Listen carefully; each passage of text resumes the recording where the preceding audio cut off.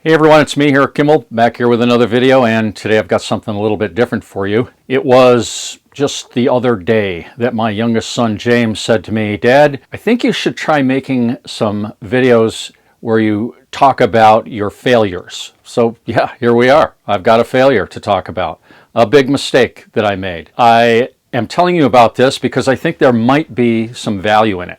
I mean, somebody out there needs to hear this, maybe you, because knowing that I make mistakes might make you feel a little better about the mistakes that you make. Of course, we all make mistakes. That's part of the human condition, right?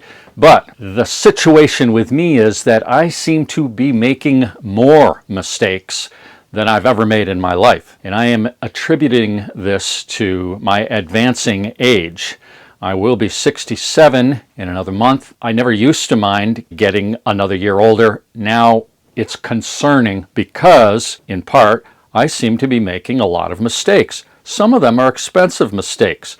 What I'm about to show you is not an expensive mistake, but it's a downright discouraging mistake. Now, before I reveal to you the very discouraging mistake, I want to give you some background. If you've been a watcher of this channel going back at least 3 years, you know that I made a video where I showed how to carve letters, incised letters like this, with nothing more than a basic utility knife. That video is, in my opinion, one of the 5 best videos that I've made for YouTube.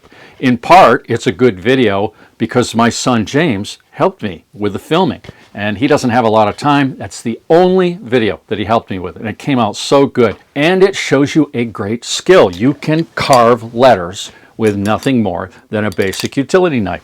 No joke, you really can. And I show you how in that video. The carving of letters for names in that video was for the top of step stools that I was making for my grandchildren. And in fact, I made a video after that one where I showed how I made step stools for Christmas gifts. So I also made, after those videos, a video where I talk about making a step stool. I explain that I've put together a PDF with instructions and lettering templates. So I've made 3 videos on YouTube about this heirloom quality child's step stool. Today, and we're not far from Christmas, I'm making 2 more stools for my grandchildren and 1 for me. And I figured that new bathroom that I put in my addition that I had a video about recently, I'm going to put this Kimball step stool in there, and that'll be for the grandchildren. So anyway, here I am, and I've got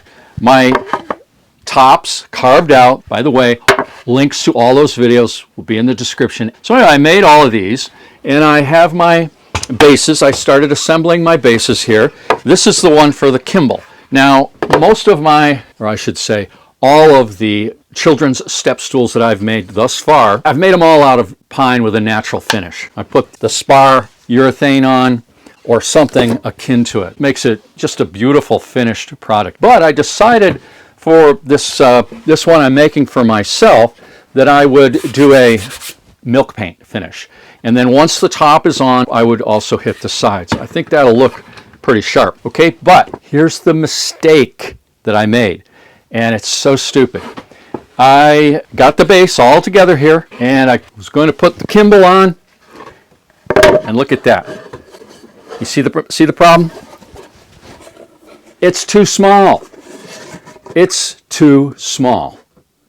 I made it too small.